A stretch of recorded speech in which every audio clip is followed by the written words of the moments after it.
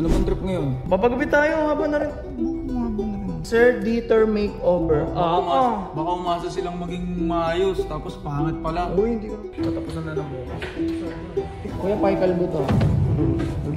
Oh, magnawa. Oh guys, tignan nyo.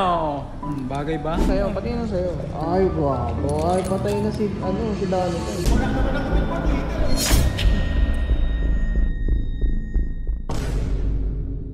Yo, what's up guys? Welcome to my vlog.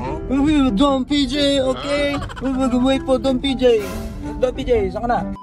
Yo, what's up guys? So, nandito ngayon tayo kay Don PJ at inaantay natin siya kasi hindi natin alam kung anong trabaho natin today sa kanya. Waiting lang tayo dito.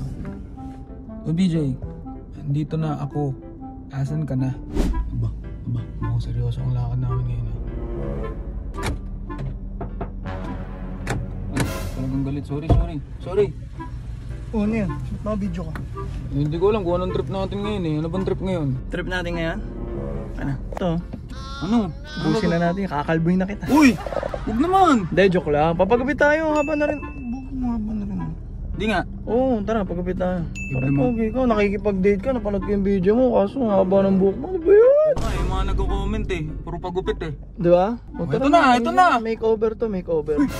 Wow, baka umasa sila. Ano to? Sir Dieter Makeover. Baka umasa silang maging maayos, tapos pangit pala. Uy, hindi ka naman pangit. Gwapo mo. Pogi ni Dieter, guys. A few moments later. Don PJ, katapusan na ito. Katapusan na ng buko. Kalbo ka lang. Yun no, syempre, hindi pa pauli si Don PJ. Kailangan magpapogi rin yan kay Moana. Ay, dapat pala kinakalbo rin to no. Anong tingin nyo guys? Dapat kalbuin na rin si Don PJ no? Okay no, gugupitan na. Ang grabe niya be. Kuya, pakikalbo to ha.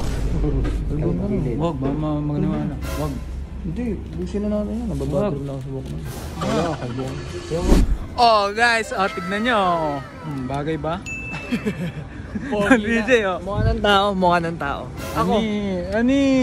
Short hair, don't care. Hey! Pati na sa'yo. Ay, guwapo. Ay, patay na si Dani ka. Uy, wag mo naman yun. Hindi naman ako nagpapapogi para sa kanya. Bembang churi na. Uy. Ay, sorry.